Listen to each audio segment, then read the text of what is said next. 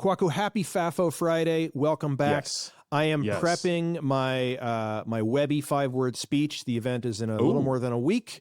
I think I got it. Where are we at? Where are we at? Where are we at? We are at Don't Let the Future Down. Welcome to FAFO Friday. There's some new folks who are just joining here, and they don't maybe know what this is. So FAFO Friday is a thing we do. We record it on Fridays. We kind of release it on Saturdays. FAFO Fridays kind of become a vibe.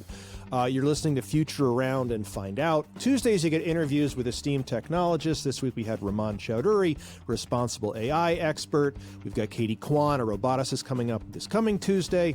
All sorts of interesting folks like that. On Fridays, Saturdays, Kwaku and I digest some of what we heard on Tuesday. We future around and find out about what else is coming up. On today's show, we're going to talk about data centers, token maxing. We're going to talk about AI bias. We're going to talk about goblins and gremlins. Kwaku, I have a new rule for us. Oh my! I think I have a new rule for us. All right, ready? A new rule for FAFO. Never talk about goblins, gremlins, raccoons, trolls, ogres, pigeons, or other animals or creatures unless it is absolutely and unambiguously relevant. All right? Cut it out. Enough with the goblins and the trolls and stuff, all right? Well, pray tell, Dan. What did you get into last night? Yeah. So I just read you an actual quote from OpenAI's most recent system prompt to its new model, which over the past couple models has gotten kind of obsessed with goblins, gremlins, raccoons, trolls, ogres, pigeons, and other animals and creatures. This was introduced during when OpenAI ChatGPT had a couple personalities you could choose from of how you wanted it to interact with you, one of which was the nerdy personality. People who selected the nerdy personality, it kept talking about goblins, and it wouldn't stop, and they couldn't make it stop. Even for people that had not selected the nerdy profile, it was like creeping in all over the place. These goblins were getting all over the place. So they just put in, a brute force instruction into the most recent system prompt that there shall be no more talk of goblins, gremlins, etc., unless it is unambiguously relevant to the user's query. So, oh God, AI is just so freaking weird. It's just so weird that you'd have to say that. And a million other things too, so cut it out with the goblins, okay? Oh man. Oh, it's just so dumb. It is so dumb. This is so dumb. Did I mention how dumb this is? This is dumb on the level and I mean, it's so dumb on the one hand, and on the other hand, this is like a bunch of PhDs in a data center, right? Like that's the weird dichotomy of this technology that we work with every day. It's so genius and it's so dumb. And it's not even predictable which one you're going to get. It is dumb. And it's interesting to me because you have the PhDs, and the PhDs are making all of this possible. But I don't know who's doing this marketing. This marketing is ridiculously horrible. What you're reacting to the fact that they wrote a blog post about this? Like, I guess they knew someone was going to see this in the system prompt, so they might as well write about it themselves. It's the fact that they wrote a blog post about it, but someone, it's like someone's like, this is really going to bring us back. Like, this is really going to bring our audience back. That piece that just feels so incredibly stupid. The different personalities, it feels like they're picking up from the enshittification of social media, of just like, well, this is we're gonna give you 10 seconds of something incredibly cute or incredibly exciting, and it feels insulting. And we're going to talk about this more, but so much of what you just described aligns with your guest that you had this week. So Rumman Chowdhury is the guest. She's an expert in responsible AI and in building systems that are, and I don't want to say free from bias because there's no such thing, but mitigating bias, or at least being aware of what kind of bias there is. And this Goblin thing is an example of bias. It's a really bizarre bias, but OpenAI's models were like biased to love goblins and couldn't stop talking about goblins. And so they wrote this blog post about how they like found the issue. So I'm reading actually from this is on OpenAI's blog right now.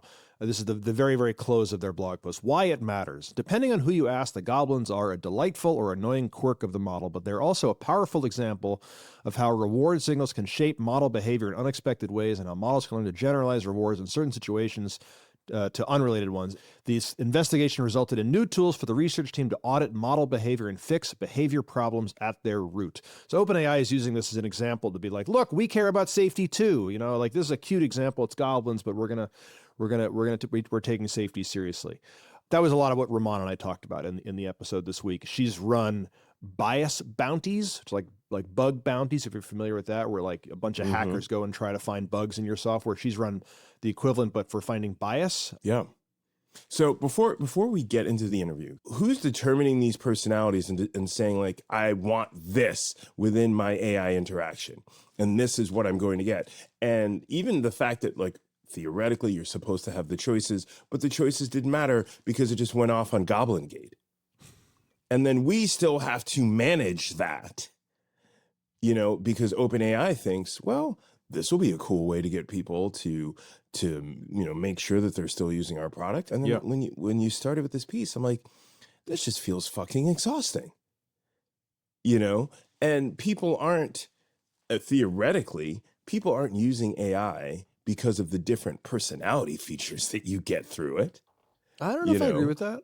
I mean, okay, I think. I love it when we argue. Yeah, I you're love right. it when we argue. I think that's a big reason why Claude has been so ascendant. I mean, for the longest time, people talked about like they got along better with Claude, basically, and like it was sort of like the hipster AI for a while, and then they had that big moment, around the Super Bowl like 2 months ago, where and then the Pentagon stuff. Like obviously we've talked about, they've had a very big couple months, but one of the original selling points of Claude was, first of all, like even just look at the names, like Claude versus ChatGPT. Like they're just better at marketing. They're just better at it.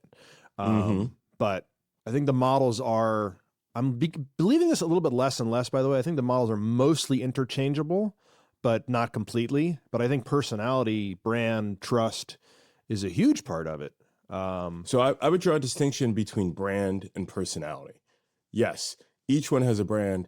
And if you watch the commercials, if you see a Claude commercial versus an OpenAI commercial, it is a battle for the hipster market in the way that they're being shot. Like I saw a ChatGPT commercial last night about these two guys, and it's like, Dad's giving us the truck. Can we get it running? He says it's ours if we can get it running. Yeah, you know what I mean? That. Yeah. And then if you look at the Claude commercial, the music, the lo-fi sound of it, the graininess of the video, they're going after a certain aesthetic. Absolutely true. This, I think, annoys me because this feels like the children's voice, but the adult version of it that you want for your toy. Like, I want it to be this thing. It just feels even more reductive. The branding thing I get. We all fall for it. But at the end of the day, what do we want? Why are we using this? So interestingly enough, I would give Google this middle ground with this because, now we're just talking about AI commercials, but there's this one that keeps coming up, which I think is really smart during the basketball playoffs, which is how do you learn how to hit that final shot?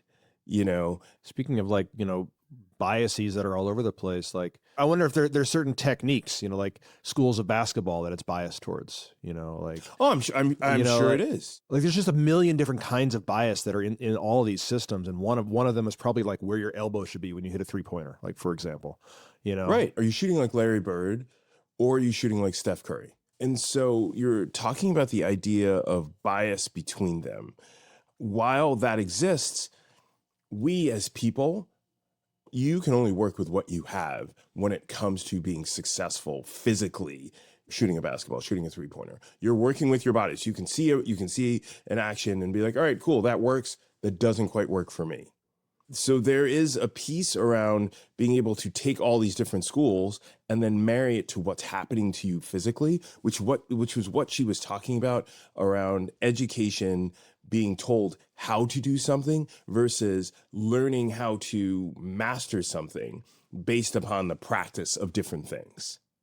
The thing about that commercial that was interesting to me physically, that kid wasn't just shooting like someone else, but was taking tips of like, be ready mentally, do this, you know what I mean? And it was more about like, there felt like there was more of a mastery angle to it. And in no way am I saying Google is the company that's figured out how to teach people through AI. I think the bias piece really aligns with the production piece. This is how you do this, or this is the answer to this. Everyone is trying to demonstrate like, oh, we give you these ideas, and based upon these ideas, you find the answer. But in general, probably none of them are doing this the right way, which is how do you practice these things in a way so you, at a certain point, don't need us. Right. AI is easily our new social media drug, but instead of entertainment, it's information. And so the entertainment piece was distraction as opposed to, all right, I need to send this email out. So I've done the 15 minutes of Instagram. I need to figure out this email. I need to make sure I'm not putting typos in it. Or as opposed to, all right, well, here's what I need to say. I just write down some slop and then plug it into AI. It will fix it because that's how it's supposed to sound. In no way am I learning how to write the email better. It's not giving me tips. I mean, it can work that way, but it's completely reductive. It's like, no, this is the way you should say it. And I'm like, all right, well, I could wordsmith it more, but people are going to get the point. I'm going to put that out. I mean, is writing, depends on the email, but is writing an email really the best use of your brain power, right? Versus like, you know, if you're a creative writer, I have our friend Jay Dix that's coming up on the show, which is editing his interview yesterday. He teaches people how to use AI to write, to be a better writer, and he does not use it to write for him. He might use it though. He actually talked about like a customer service example. Like he just needs to send some pro forma note because he has to return some product. Like it's not a great use of his time to write that email when all you have to do is, you know, get the point across and here's the receipt and here's the code or whatever. Like, you know, give me my money back. That's a standard email, right? So why not, I guess? But also it does feel like we get, you know, atrophied by doing that. I mean, this also relates to like code, right? Like engineers, a lot of them are not writing code right now. I don't know if that means that they're atrophying. I mean, I think, you know, some of them are saying that they're more productive than they've ever been. It's changing the job significantly. Productive. There's that word. Productive. Yeah. I'm producing, not mastery. Productive. So I'm producing the content, but where's my skill set? Sorry, I didn't mean to cut you off. Keep going. Well, I mean, the skill set of a good software engineer was always about more than code, right? The code expresses the architecture, the idea, the product that you're trying to build, right? And so that job has really changed to, you know, deploying a bunch of AI agents out there and monitoring them, and then code review. Like, you know, some engineers are upset right now because they actually really enjoy the craft of typing and writing code, and now they're now they read all the time, and then that's a, I don't know, different feeling. It's like you know, some people enjoy reading as opposed to listening to books, and those are different practices. I personally suffer from this. I haven't read as many books recently as I've listened to. And so that practice of sitting down and focusing and reading a book, even a hardcover book, is something I'm out of practice of.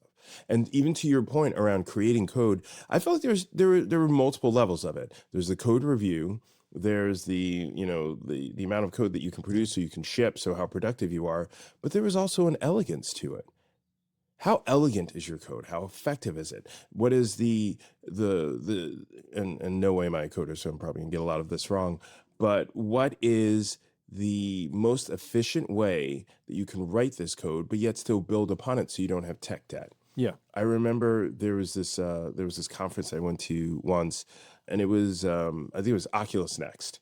I think it was Meta at that point. It was the VR Facebook stuff. Yeah. Yeah. And there was a guy there. I don't remember his name, but he was just standing there, and he was surrounded by like 30 people. And he was this famous guy, or famous within these circles. And he was just known as being a brilliant coder. And then people would just come to him and be like, yeah, I wrote this and blah, blah, blah. And he would just give people feedback. And there was like lines of people waiting to talk to him. Would that guy be surrounded now? I mean, the guy sounds brilliant, so probably. What people were coming up to him to like literally show him, like do a little show him or ask him questions, or ask him questions about things. And I don't think he would. I don't think he would. I think maybe if he was talking about the best way to deploy AI agents to create code to be more productive, but his thing was all about how elegant his code was and how he understood how to code in this really beautiful, efficient way. And so to me, that's something that's dying.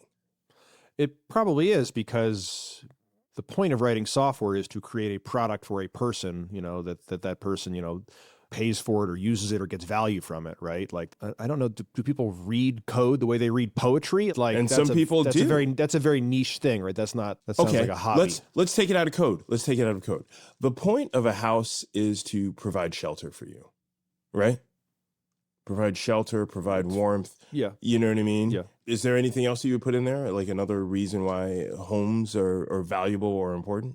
Oh, I mean, we're getting into aesthetics here. Like, what's the, I think that's where we're. But the aesthetics, we're getting into that. Yeah. You know what I mean?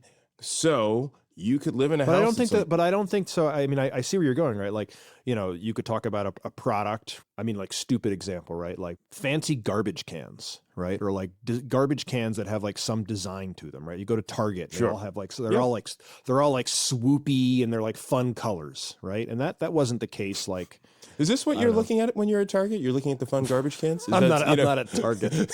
I'm not at Target. But the point being, like, garbage cans could just be incredibly functional. They're for the fucking trash, But like the trend over the last like 30 something years has been like, no, they need to be whimsical. Like even the garbage can be whimsical and can have this little swoop and like, it's so yes. But I don't think that like, which garbage can hurt you? I don't know. I mean, just the point is, it's not even like a cylinder, and it's because we want like a little bit of whimsy in our house. Well, okay, let's get out of whimsy. Right? Let's get out of whimsy. But what I'm trying to say though is that like code is only seen by engineers, right? Oh, basically. We are so arguing. Go ahead. We're into this now. Go. And so in a house, like the internal mechanism of a house, like some people will appreciate that. And if it makes the house more efficient, if it makes it more energy efficient, well, that's what I was going to talk about. That's the value. That's the value, right? Like I'm not talking but about efficient. Like, so the code for me is like efficient. Yeah. But efficient. If you have a house that faces to the and I'm not an architect, but if it faces in a certain direction where you get light, day round. You know what I mean? The way the house is positioned, you have a hill, you position a house where it's like you get morning light and you get afternoon light. That we're just going to use that as a base level example. And you're in an area that gets cold, so then it's like part of your house is always warm, which is great. You get light a lot more, which there's an aesthetic piece to it, but also it's like, oh, well, I don't have to turn on the lights here at this point. The light's coming in the kitchen, and we normally congregate in the kitchen. There's a design to that. There's an elegance to that. So my point is, it is the design of it. And that's before you get into the technical aspect of it. I was talking to another friend, and she lives in Minneapolis. She was talking about her house and how it's like, it has all these different zones and climate zones, and how it's a smart house and all of that,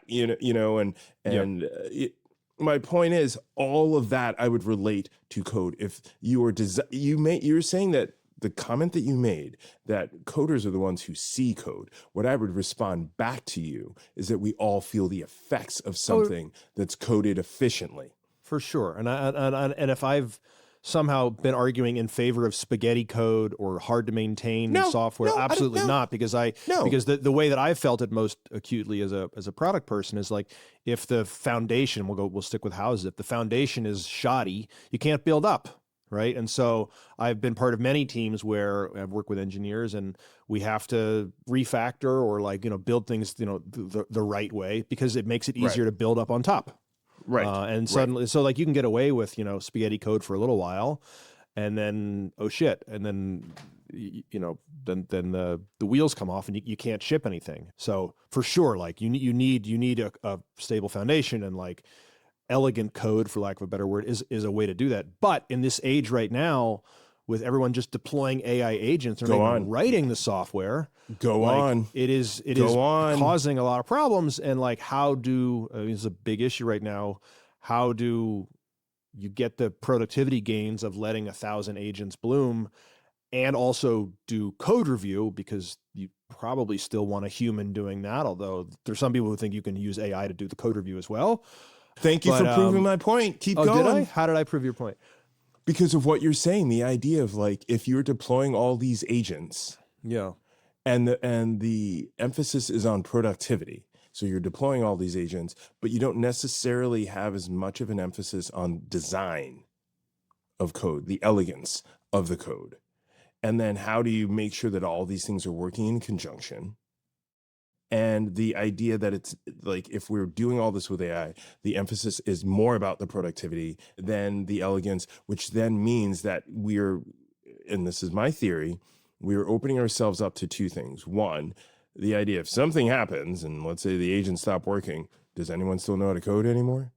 Or have you built something that can be easily maintained? You're like, we were working with all these engineers and we had to wait to ship. You don't have to wait to ship anymore. You can ship things out because everything works. But it's built in a way that isn't elegant, that in my opinion, and I'm not saying everything, but there's the potential for it to not be built in a way that it's elegant, that it is easy for humans to review, that is easy to build upon, and you're dependent on the AI and you're losing that muscle. You're losing that skill set. Let's take a break. I want to come back and we're going to talk about something that actually relates directly to letting 1,000 AI agents proliferate. We'll be right back.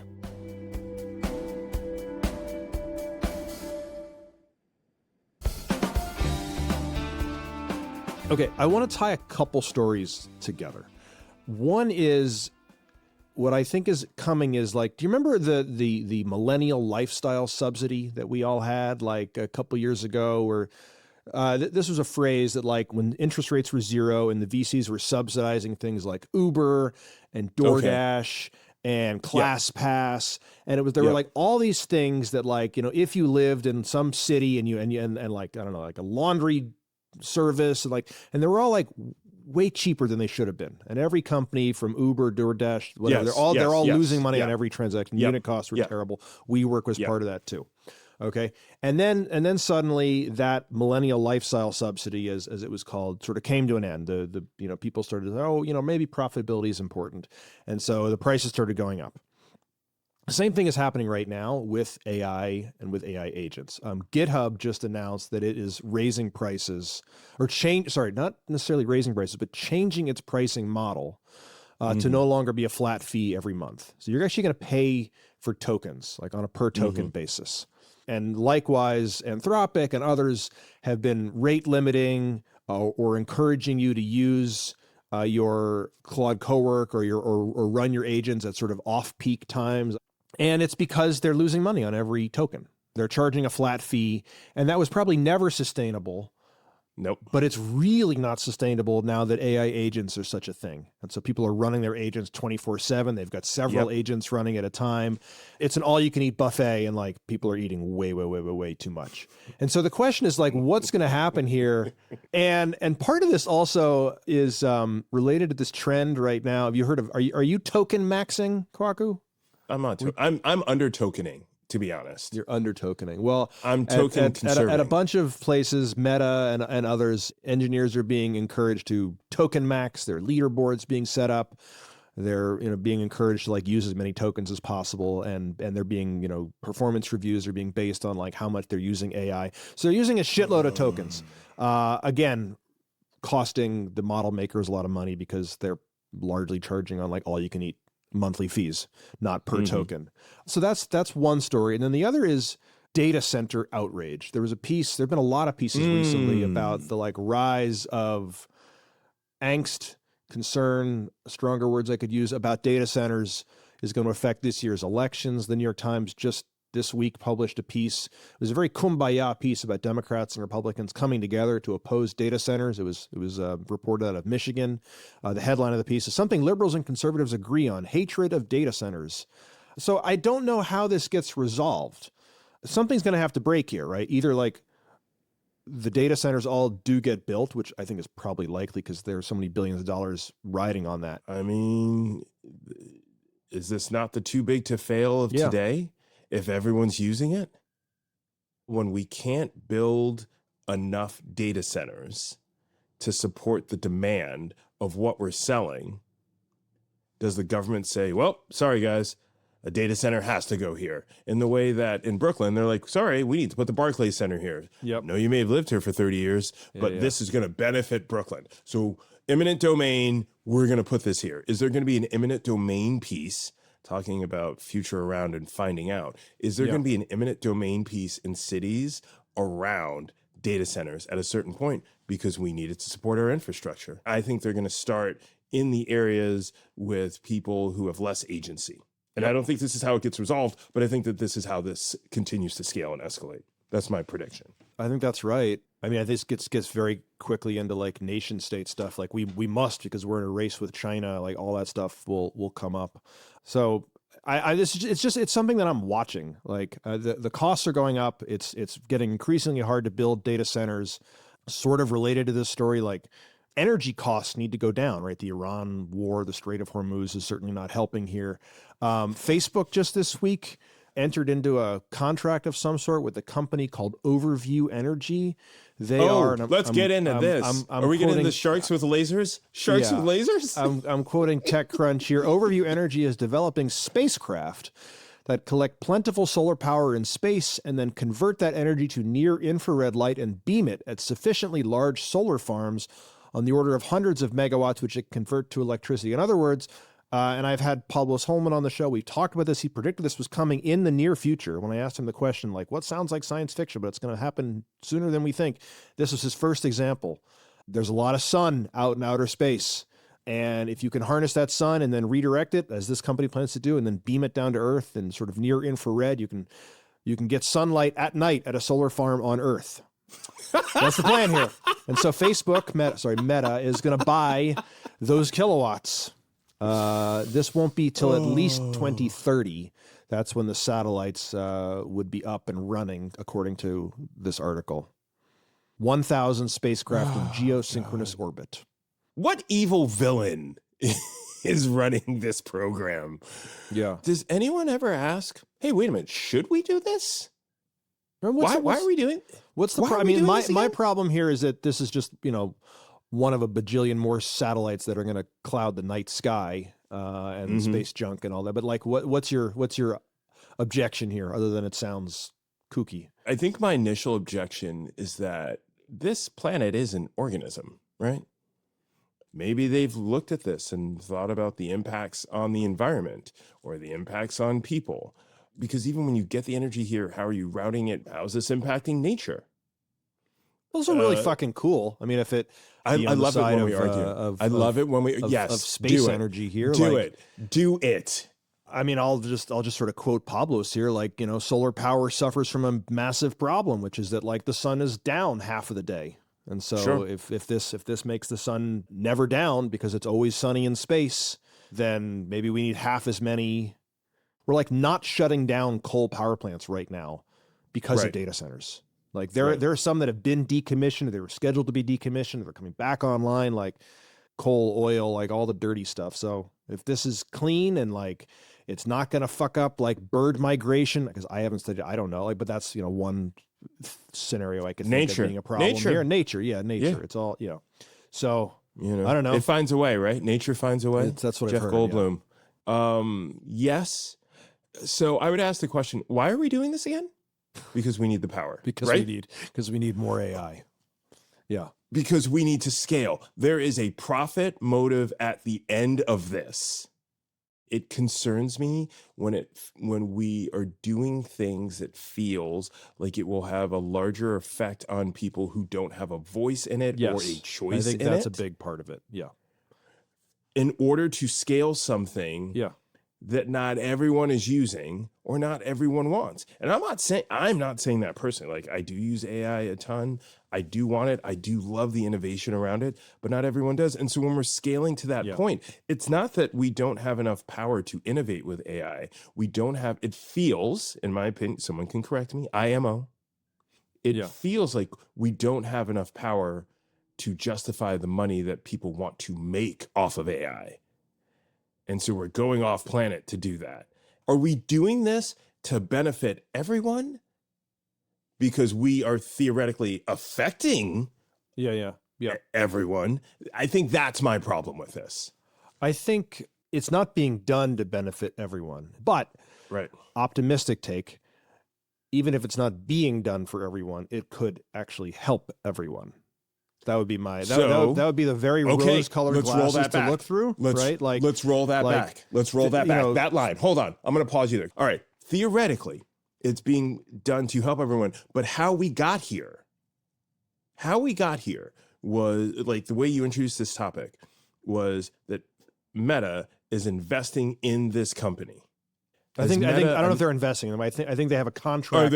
When the things are out in outer space sending energy, they'll buy the kilowatt hours.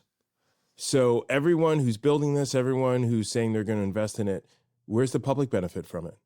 Are they saying that all schools will have free access to secure and private AI, processing or whatever, or that this will go towards hospitals in a certain way? This will go towards, energy grids and defray the cost of energy for personal homes.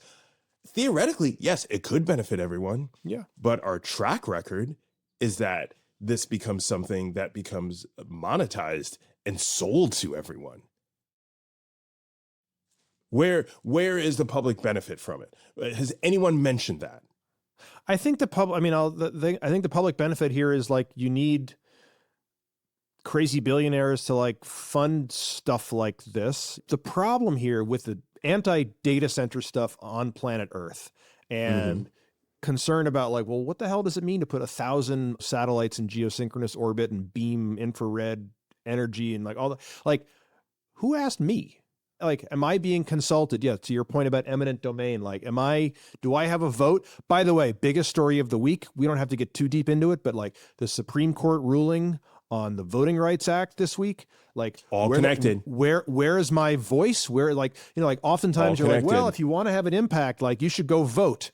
Well, like fucking the politicians are choosing their voters, not vice versa. And that's only getting worse. And like, so that feeling of being and who's choosing the politicians? Who's funding the politicians? Which companies? Yeah, I think all of this is going to manifest in some weird and not great ways as the elections come up, as people feel like they don't have a voice. Like this is like kind of a toxic stew. I guess that's why I wanted to sort of tie all these together, right? Of like, this token maxing, this like data centers being built with like kind of one of the things that was in this New York Times piece was everyone saying how like these initiatives just sort of show up on local ballots, or it's like a zoning change. They're trying to be very secretive about it because the companies building the data centers know that there's fierce opposition. So they anyway, and then where's the power come from? Energy costs are going up, so we're throwing things up in space. Like, and to the Rumman episode, like I want us also to have like agency in these things. And it kind of feels like, do we? I don't know. So I've never done this on the show, but I want to quote Rage Against the Machine. What we don't know keeps the contracts alive and moving. Everything that you just described is that. So what I'm going to say, I'm going to try to bring us in the future, or bring us into the positive, and say at this point, despite what happened with the Supreme Court ruling, as a populace, as a mass, and back to that Kumbaya-esque article that he described in the Times, as a mass, we still do have agency.